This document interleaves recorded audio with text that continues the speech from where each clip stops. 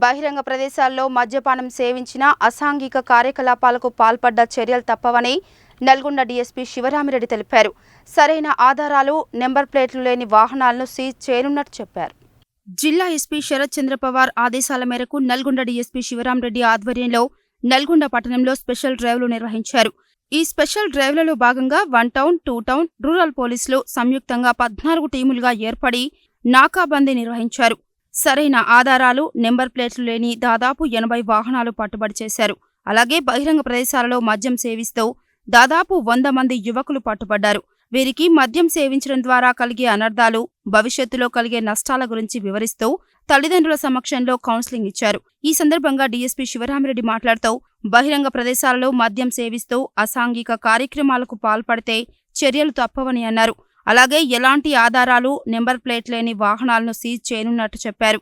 శాంతి భద్రతల పరిరక్షణ, నేర నియంత్రణ లక్ష్యంగా ప్రతిరోజు స్పెషల్ డ్రైవ్లు నిర్వహిస్తున్నామని చెప్పారు.